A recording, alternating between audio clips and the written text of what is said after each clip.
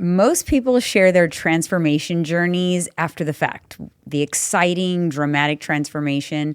There's very few that kind of show you that real time, what's really happening, what it's really like, what you can really expect, the highs, the lows. On today's episode, Mike and I are going to talk about our transformation journey while we're still in the thick of it. And we're going to give you all the behind the scenes info. It's going to be a good episode. Grab your coffee.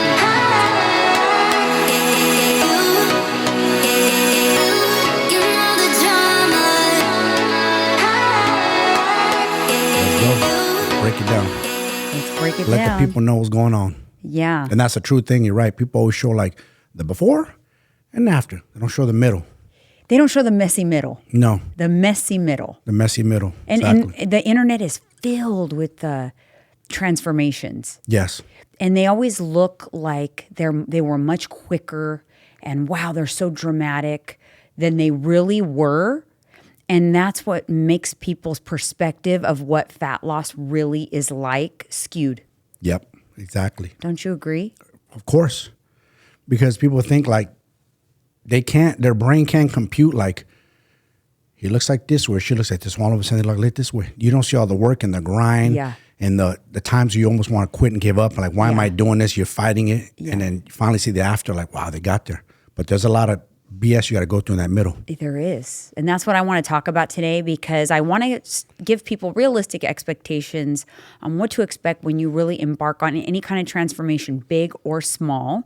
But before we get into it, make sure you're subscribed here on YouTube to our podcast, Candidly with Coffee, and like and comment on the episodes. Share them as well. Follow us on Candidly_with_Coffee on Instagram. And leave us a 5-star review wherever you listen to the podcast. So if you're listening on Spotify, on Good Pods, Apple Podcasts, I'd appreciate if you could leave us a review. But before we get into our messy middle, I have to touch base on this situation with Rob Reiner and his wife. How devastating that is to be murdered and allegedly by your son. Like, is that crazy? The person you gave life to is the person that took you out. That is crazy. And it's like where they got murdered at was Brentwood. Brentwood. Yeah. And that is where Nicole Brown Simpson. Yeah. And alleged boyfriend happened to 30 years ago or so. He wasn't her boyfriend, I don't think. Or a friend, whatever you want to call the guy. That was like 30 years ago. But even before, this actually reminds me of a case that I was so into, the Menendez brothers. I was going to say that too. Because it was Beverly Hills. It was a violent murder of both parents by the sons. This is even worse to me because allegedly I read that their throats were slit. That's even more. That's more devious and personal because you're up close and personal. Yeah, that's crazy. It's sad because I've been watching like a lot of interviews like over the years. I know that the son was like troubled, addiction and mental illness, and they did a lot. They even admitted like they did a lot, but they've made mistakes along the way, of course. Like they forced him into certain rehabs and things like that weren't good for him. And they took a lot of like accountability on different interviews and stuff. It's so sad because you could tell that they like tried everything and they never gave up. He was living in their guest house. People need to understand that mental health is a real thing. I still think like it's out there. They hear it over and over, goes to their head, but they still truly don't believe it. Like it can happen to them. All of a sudden you could be good one moment. Next thing you know, your mental health's in the dumps. Or someone you think is good on the outside, but deep down they're suffering and you don't know what's going on with them. No, because people think there's a bigger gap between mental illness and like someone committing murder or taking their life. They think there's a huge gap between someone acting erratic and this. Like for whatever reason, they don't think this equals this. They think it looks a lot crazier before it gets to that. And the truth is it doesn't. It doesn't. Not at all. And somebody who's been in that state of mental psychosis, psychotic, mental health, I'm here to tell you, I was smiling on the outside, I looked totally normal, fit, healthy, but on the inside I was dying. Yeah. My mind was gone and nobody could tell. You know, eventually you were catching on, but you couldn't tell to the very end. No, and that whole thing gave me a different perspective on what I think people are capable of. So that's why, like, when my dad was having different, like, psychotic breaks, Yeah. this could be bad. Like, this could turn in a dime. Like, from this to something catastrophic, because I feel like most people, like I said, they think that it looks more dire right before something like that happens than it really is. All it takes is a lever being pulled in a certain direction. That's it. Doesn't take much. Okay, because this is what I've actually described this to people, like even going through midlife stuff or whatever, stress in life. I've described this very thing. So someone can get pushed to the brink, right? They have lots of stressors in their life that are big, that push them to the edge. But typically what pushes someone over the edge is something light as a feather. It's something, I spilled my coffee, or, I woke up late for work. It's something little that finally is what do they say, the saying? You know me and my saying, the straw that breaks the camel's back. It's a straw that breaks the camel's back, right? Not something major. It's a straw. I remember a movie from the 90s. I can't remember the guy's name. I wish I knew. And he was going through everything. Lost his job. Left his car on the freeway. Just abandoned. He was just going through it. Just giving up on life. Got into a store clerk. Got a baseball bat. He just snapped. He snapped, lost it, and it turned from one little thing to something big. Is that the one with Michael Douglas? That's him. Yeah, that's the movie. Falling Down. There you go. Yeah. That's a perfect example. Yes. See? He just lost it. He gets out of his car in the middle of the freeway and just loses his complete shit. Life's just not going in his direction, and that's all it takes. Yeah. One bad day, one bad move, one bad, like you said, a little tiny little push send you over the edge. Yeah. So like there's something in your life in different veins, right? Could be lots of different things, but have this like nagging, like this is bad, this is not good. Like you need to address it because you just never know. It could be there's a straw waiting to break the camel's back.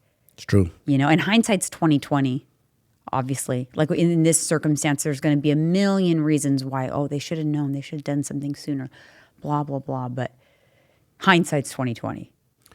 I mean, they did their best as they could as parents, right? No, I know. I mean, I'm sure they tried a lot of things. I mean, they're big Hollywood big dogs. You don't think they have connections with the best rehab centers in the country? Obviously, it didn't work. Man, it's crazy. But anyways, that case is still unfolding. I'm following it because I'm so curious as to like when more things are going to come out about it. But sad, so sad. I'm pretty certain, because it always is, that whoever the lawyers are, they're going to do some kind of insanity plea, because you kind of have to be insane if you think about it. You're not in the right state of mind. He got a good that. lawyer. Who? Alan Jackson, the guy that defended. Who did he defend? Some major. He's a major criminal attorney, like a big wig, like probably $1 million retainer. Of course, they always do. They always somehow end up with the best lawyers. Yeah. Somehow, some way. Yeah. I mean, look at OJ. He had his dream team. Yeah, exactly. Anyway, so that's crazy. I've been following it and watching. I'm on that algorithm, so I'm getting all the videos. Nah, not me. So it's interesting. All right, you guys. Well, let's discuss. First of all, I want to give you guys a summary of where I'm at. Mike and I both embarked on, now it's been almost 6 months ago. We decided we wanted to do like a transformation for the second half of the year. And then I documented the day-to-day process on this YouTube channel. It's called my Road to 50 series. So if you really want like the day-to-day, my diary entries, basically, you could check out that series. But in this episode, I want to just talk about our experience so far and how it's been going. But basically, we embarked on a transformation journey, which did not follow the typical transformation journey that you would hear. Like obviously, you want to get shredded and lose body fat and all of that. We decided to build first, which neither of us had done I don't think you'd ever done it. And I hadn't done it since I competed many years ago. I had never done it quite like this. So we decided to do a build. You want to talk about what that entailed? Well, we decided to both get stronger, build muscle. By doing that, we added more calories into the mix. Now, in the past, we both have done like maintenance after we lost the weight, but we've never done this kind of a reverse diet, as you want to call it, a bulk. First time I've never done it. I don't think you have, like you said, either. No. So the reason we did that was number one, I was in a position where I knew I had excess body fat that I wanted to shed, probably about 10 pounds of body fat. But where I was at, my maintenance calories were around 1,700. I had not lifted weights. Life, happens, and I hadn't lifted weights in 6 months. So I had lost some muscle.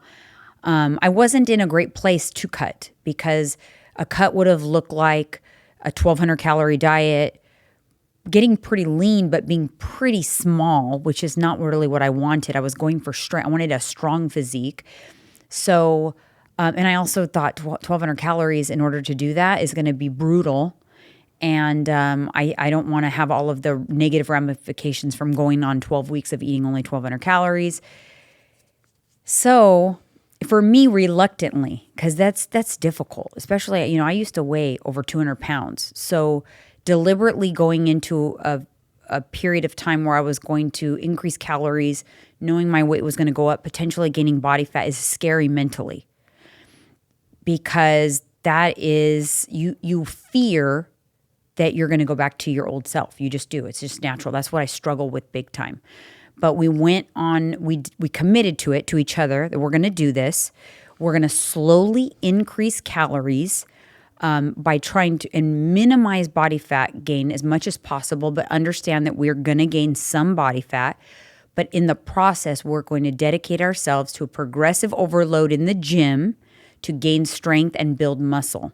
So we're going to use those extra calories to get stronger, build muscle before we embark on the fat loss. So we agreed to 4 months of doing that. So we did that from July through the end of October. Yeah. And the good thing about it is, like, yes, we got to eat more food, but at times it got hard to eat those extra calories. But the fun part about it is the strength. Yeah. Definitely got stronger. I felt myself getting so stronger. what calories did you start the build at? I was maintaining around 2,500 calories or so, 26, and went up to 3,000 and ended up around 3,500. Yeah, so I was maintaining at around, I would say an average of 1,700 to 1,800 calories. I was maintaining, and I was doing a good job kind of maintaining. And so I started at 1,800 calories, and then I slowly increased from 1,800, and I got up to 2,600 calories, which is crazy. That's crazy. It's crazy. I used to tell you that. I used to tell you, I listen to my friend's podcast, Mind Pump, and some of the ladies will call in and be like, I'm eating this many calories. I'm like, yeah, damn, she's eating more than I am. Yeah. I hear some of these ladies, 2,800, 3,000. I'm like, and they weren't even that big. They look pretty fit already. I'm like, I'm not eating enough. I need to eat more, especially if I want to build muscle. And then I would hear the guy say, well, I'm taking a guy and he's going to compete. He's got to be north of 3,500 calories. I'm like, well, I got to get up there. Yeah, so for years, because I never did that, I would diet down. So I would drop my calories, but I would never really, and then I would increase them a few, maybe 300 when I wanted to go into maintenance. I never really did a proper reverse. And so what happens for years of doing that is my metabolism adapted to me just kind of eating lower calories. So not only did, for me, the process was to put on muscle, but it was also to start to train my metabolism to adapt in the other direction. And that's basically, and we've talked about reverse dieting on here, so you can go back and listen to those episodes. But that was twofold for me. So for me, it was I wanted to gain muscle, and I also wanted to kind of adapt my metabolism back up, because after years of cutting at 1,200 calories, maintaining at 1,600 calories, my metabolism adapted. So that, coupled with losing muscle, I wanted to get to myself to a better place so that even after I'm done with cutting and transforming and all that, I'm in a healthier, better caloric intake than I would have been. So that was another reason why I did that. And it was also, it did a lot of other things that I wasn't expecting it to do. So some of the things it did for me was healing my relationship with the scale. True. Very true. I don't fear the scale. No. I don't fear stepping on it. And trust me when I tell you, it's gone up and down and all around. Whether I'm cutting or building, it was not always kind, and it was not always what I expected, and it would pop around all over the place. But because I did it every day, regardless of how I felt, regardless of whether I had pooped or not, regardless of whether I already had fluids or not, I weighed in anyway. and I got desensitized to what the number said. I made you weigh in after your Disneyland trip. Yeah. And you knew like it's probably gonna pop up because you ate all those calories. Yeah. And you like broke even. Yeah. After enjoying yourself. Yep. Not like depriving yourself like most of the time. When you're kind of in that industry fitness, you're kind of like mindful of what you want to eat, but you're like, yeah, I'm gonna enjoy myself. And you did. Well, what ended up happening was it went down or stayed the same for a day or two. And then that week I did have a bigger bump. I definitely spilled over that week. But again, it didn't bother me. And I remember thinking to myself, that was totally worth it. Like, I'm glad I did that. And where I'm at today in my cut, it's like, I don't think, wow, how much further would I have been along if I didn't have that one glorious day at Disneyland? You know what I mean? One day's not going to offset it. It didn't do anything. It didn't No. offset my progress. And I have literally the best memories from that trip because I just had so much fun and not a guilty calorie was consumed. Sometimes you have to put a pin in it for a day. Yeah. It's not going to derail you for one day. Like we always say for the holidays, like Thanksgiving, enjoy yourself. You don't need to go super crazy, enjoy yourself. But the next day, get back on the wagon. Yeah. Christmas, enjoy yourself. Enjoy time with your family. Eat everything you want to eat. You don't have to eat till your stomach's going to burst. Enjoy yourself. It's family time, it's celebration. Right. But again, go back to doing what you're doing. Yeah. So it helped me with the scale a lot. And it just... Freedom. I weighed in every single day too. I weigh in almost every day if I can, if I'm able to. I weigh in every day and then I measure my waist. So that's been cool too. I gotta say something. Because I didn't even know. You came up to me this morning and goes, babe, we're staying with your cousin. There's a scale downstairs. Yeah. I weighed myself. I dropped. And I wasn't even thinking about weighing myself. And I hadn't ate nothing, drank nothing. I go, well, I'm going to go weigh myself too just to see. I dropped too. It's crazy. We just traveled on the plane. We kept it real cool. Yes, we ate out. We ate out, had a poke bowl full of protein. So we made a mindful decision. Had a burger and fries for dinner. And still dropped. Yeah. So, and we'll get into the cut. So basically, then now we're in the cut. We entered the cut November 1st. And, basically what we did is we cut back our calories, right? And people have been asking me like, because your calories were so high and now you're not cutting as low, are you still hungry? Yeah, you're still hungry. Because anytime you're in a fat loss phase, regardless of how high your calories are, if I was used to eating 2,600, you do get hungry. You do. You get hungry for the junk food. You want the junk food. I don't get hungry for chicken and rice. No. I get hungry for like, I'd like a donut or whatever. I kind of miss those days where we could, we had enough calories to go get a donut before working out. And it was hard, you guys. And we're eating more calories than ever. And we struggled sometimes just to go get a donut. We eat it. But we do it because we know we're going to have a hard workout. We use the sugar from the donut, glycogen, so we can get a hard leg workout. Yeah. Big movement, so. Yeah. But now it's like, I honestly, I haven't been craving nothing really. Like you always say, I like the way I cook at home, make the food. On top of our mega free meals, we always have options. Yeah. Well, that's just, what we've created, and that's come over, especially over the last 7 months for us. We've created a habit and routine around eating at home. Yeah. And it took years for me to be able to say that I prefer to eat at home than going out to eat. Even like if I'm thinking, ooh, what am I craving? I'm never thinking like, oh, that one restaurant, I love it. No, I'm always thinking like our favorite meal at home, like I'm craving your burger. And that's just, I think we've created habits by eating at home.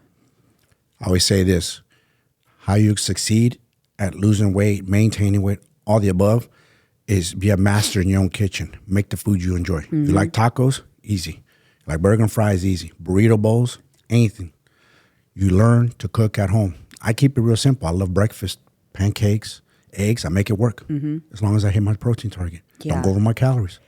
Learn to love the foods. Learn to love cooking at home. That's huge. It's game changer. It's game changer. I'm here to tell you, I dreaded it when I was trying to be a bodybuilder in the 90s and put on size. I hated cooking at home. I didn't know what I was doing. My food tastes like ass, if I'm being honest. But I ate it because I knew I needed that fuel. Yeah. But it wasn't my eggs, probably overcooked them. Chicken breast, dry. But I still ate it because I was trying to put on size. Didn't enjoy it. Now, I got it down. Now, as of the time of this recording, we've been cutting for 6.5 weeks, so almost 7 weeks. And so we're like about halfway through. We're going halfway through. Yeah. Because the end is in the end of January. And it's interesting because I'm happy with, where I'm at. And it hasn't been linear. It goes up and down. Like the last time I weighed myself, I was 119.4. So I had popped up because I had gotten as low as 118.8. I popped up to 119.4. And then this morning, 117.6.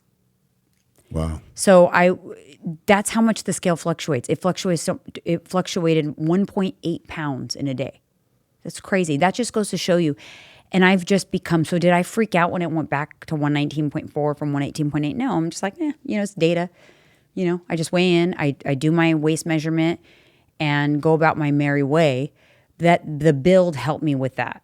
Because had I not desensitized myself, it's those times when the scale pops up, you're like, oh, is it not working? I'm frustrated. I will say, and I know you're smiling because you're going to like bust me out, because I do complain sometimes. And then because it's not that I'm complaining because I don't think it's working or that it's not fast enough. That's not why. I complain because it's working and I'm so excited about where I'm going that I'm impatient and I just want to get to the end.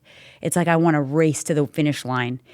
And I complain sometimes. I speak out loud and then this guy gives me crap. I'm like, man, you sound like our clients. They want everything fast. Well, you sound like everybody else. They want it now. Yeah. Now. Yeah. 20 pounds needs to come off by tomorrow. Yeah. Doesn't work that way. It's No. slow. Your graph, weight loss goes up, down, up, down, does. up, down, like little lines, like a little meter. Yeah. And eventually it starts just dropping. Go up, drop. It up, trends drop. down, but it goes up and down consistently. Fluctuations. But people freak out. They see a pound go up and they're like, Yeah. gotta gain a pound there. It's like the end of the world. Yeah, No, like it's nothing. I gained, I stepped on the scale this morning, 117.6. I guarantee you Friday when I go home and I weigh in, I'll probably be at 119 something. It's going to pop back up. Yeah. So what you do is when you see a new low, you clock that because you go, okay, things are trending down. When you see a new low. Yeah. Every week, my expectation is that at some point during the week, I'm going to see a new low. And that's when I know things are kind of moving. If I don't see a new low, then I'm thinking, maybe I'm stalling out a little bit. Let me kind of like look at my stuff. It's only happened 1 week where my weight kind of bounced up and down. I didn't see a new low until day 8. Like the day after the week ended, I dropped 1.2 pounds or something like that. What was your highest? My highest weight? Yeah. 130.2. Okay. And mine was, with clothes on, everything was 201. And now my lowest is 187.4. As of, Yeah. So it's been, so obviously for me, that sounds like a lot, right? Sounds, what is that? 12 pounds maybe in almost 7 weeks. Am I really losing that much? You got to understand, I was eating 2,600 calories a day leading into that 130.2.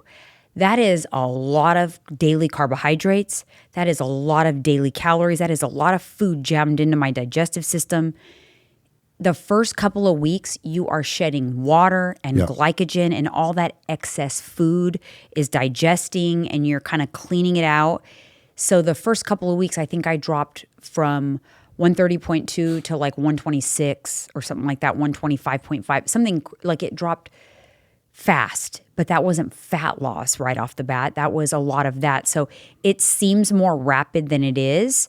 And that's the same way on the way up. Like, you'll gain weight too because you've got more food on board, more inflammation from the carbs and all of that. Yep. So it seems like, oh my gosh, that's rapid weight loss. It's really not. So when you factor that in, say like, the first 4 pounds is probably like digestion, inflammation, water.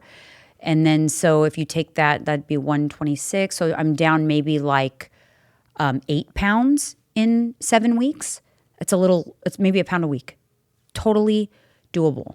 That's like a good, slow, sustainable fat loss. But people don't want to hear that. Right. A pound? Only a pound? Yeah. You can lose up to 2, depending on the size of your vessel. 1% of your body weight. Yeah. Should be your target. So I could lose anywhere from like 1 to 1.2-ish pounds a week, and it's okay. Like that's a safe place. A pound for you is good because you're retaining your strength, which I've noticed you haven't lost strength. Your energy's still good. You're not lethargic, and you're holding on to your muscle. That's important. That's what you want.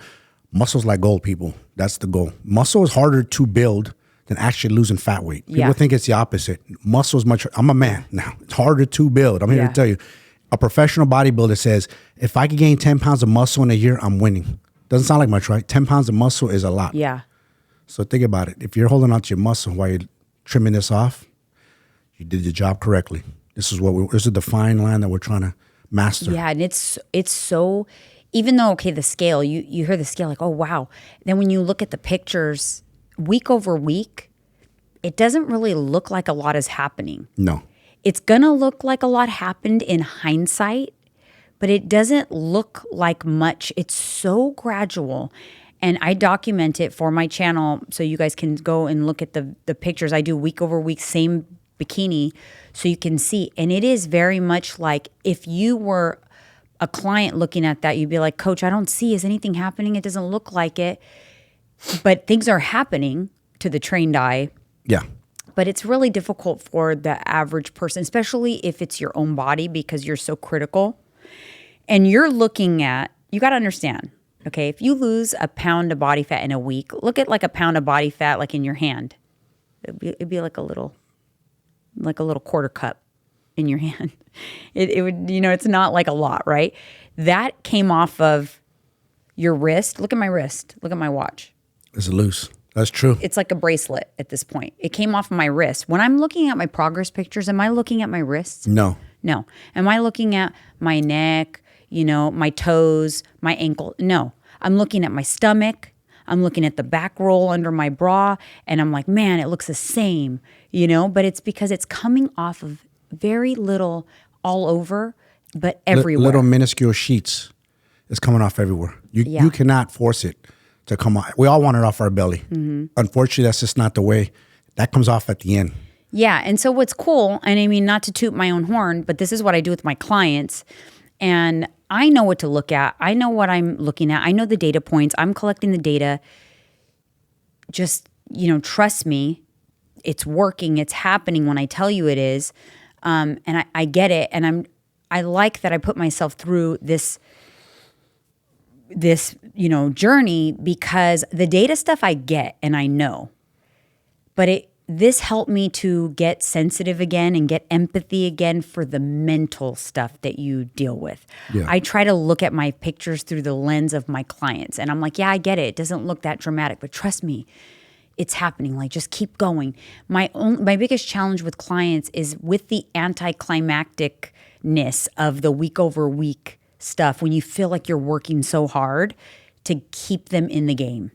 Keep them in the game. And, and I'm showing you I'm staying in the game and I have the same mental stuff that goes through my head, even though I know the data and I know the process and I know when it's working. I have some clients right now that are blowing my mind. They're having a better, and everyone's different, right? Every body's going to respond differently, but they're having a better build than I did. I have one client, I've been able to increase her calories every single week for like the whole build so far. Her body's responding amazing. Her weight's staying stable. Waist is staying the same. She's eating like 1,000 calories more a day. And she's probably struggling to eat 1,000 calories. People think it's easy. That's actually hard. It was hard to eat more calories. There's times where like, I don't have no room left. I'm just stuffed. Yeah. We struggled even eating a donut. Who would have thunk it? A donut. One donut. Yeah. Me and this girl could crush. Because we were stuffed. We used to be able to crush them was half a dozen on the weekend each. Not no more. Yeah. And the whole thing about doing this too is we're free. Freedom. We're finally free. I don't have any of those crazy binges on Saturday no more. I don't have those urges. I used to have those urges where a monster came out of me where I wanted to eat everything in sight come Saturday. No, we had every demon imaginable that we've had to cure over the years. Yes. And this process has helped a lot with that. Yeah. I mean, we both in our own way had our own separate food addictions. Yeah. And it's kind of cured it. Yeah. The noise is gone. It's helped a lot of things. And that's what, my goal for my clients is ultimately aligning where they want to go with their actions. And it's usually the things that you don't want to do that are going to get you to where you want to be. Facts. because it's going to make you uncomfortable. But now I can finally say, and I don't have to reference 20 years ago or 15 years ago. I can say, look, I get it because I'm in it right now. Yes. Or I get it because I just went through it myself. I know exactly what you're thinking right now. And it really has helped me to navigate the emotional side of things. You know, I'm a data person and a numbers person. Yeah. So in order for me to improve my skills as a coach, I needed to get in touch with the softer side as well, like reacclimate myself to the emotional side of things as well. This game, honestly, this game really of all this is a lot of emotions and mental. It's not even the data. The data is there. You know the data. You learn Yeah. how to track, but a lot of it's mental and emotional. Yeah. If you can fix those and master those, Yeah. keep control of your emotions. Walk to the pantry, stop yourself. Like, why am I going in there again? Yeah. You have to stop, think before you act. Yeah. You know, control your emotions. And if you can control your emotions, master your emotions, you'll have success at this. No problem. Yeah. Anyways, guys, so we're going to continue to show you, as we embark on the rest of this journey. We're only in the messy middle, and it's been, up and down and all around, but ultimately we are trusting the process and we're happy with where we're at and excited about where we're going. But what I can tell you I'm most excited about is taking as many people as I can along on a similar journey. And I'm not going to say the same journey because let me tell you, everybody starts at a different place, Yes. needs a different strategy, they have different goals, but a journey nonetheless. And that is what, we thrive on as coaches. So, we will definitely put a QR code on the screen. If you're interested in working with us and going on your own journey, creating your own strategy, and kind of like going into a process like this or similar to this, then make sure you reach out, get a consultation call booked, and see how we can help. But anyways, guys, thank you so much for tuning in. We'll see you.